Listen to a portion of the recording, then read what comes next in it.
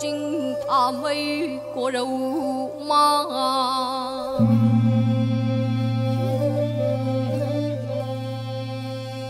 ta răng lai chư ipan langit danu sana pundi uttapai iden ta pham pang budi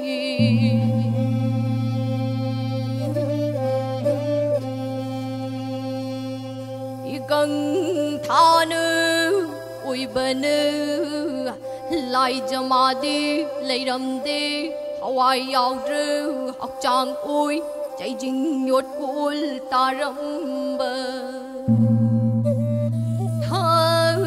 môi mưa chết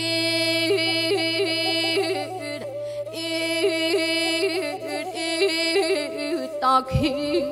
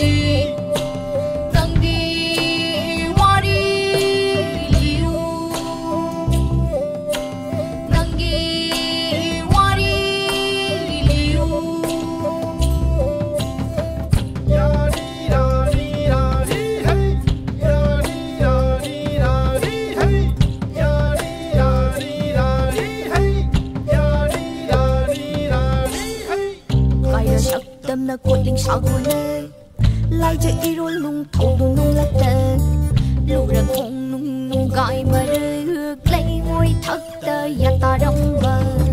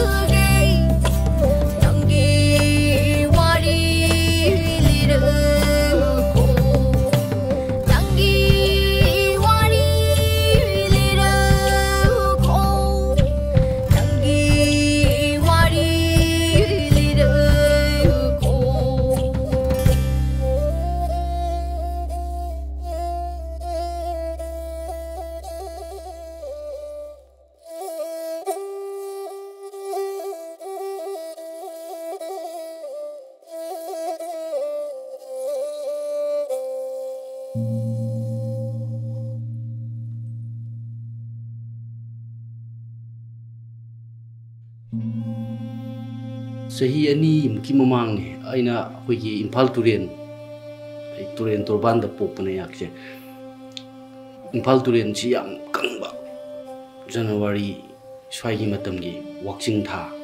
loisalakpa matam se sing yam kangba sa mayam chi kumda Turen khunungda Turen manungda leiramba hoigi waikhu kongreng maku nung taramba structure hangoi singi ro nungda leibu mayam du mayam kummaga yengne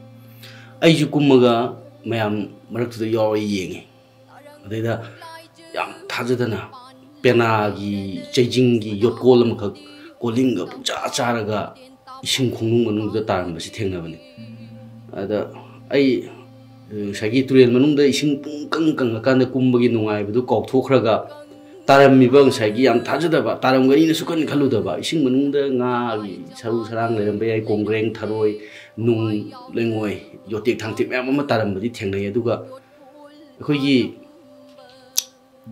laibakatlaga sizinariba pena huji lai haraubada dagi khoina khoigi amata ngai instrument amoine sizinariba pena gi adugumba part amna ising manungda calling charaga taramgani haibisi thajarudaba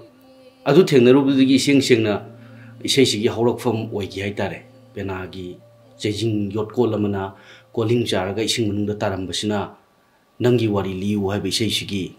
hawrakfam oigi ngasi na kulo nongjadi nangi wari liu pena lurel thada thong samu yetna chejing king thawai mirel haplage irolung de karu on to part amga yauri kan sigi matang si yam important oina si logjagiba ibdi pena na adumaina asiba madongna siraba thawai yaudra bhaksang amugumna ising manungda tarambadu ai isei mayeksina aduga akoina tawri biseisina pukhatningakpa amu hingat aningba thawai amuhna nongna thawai hapaga hingat aningba pokhi haida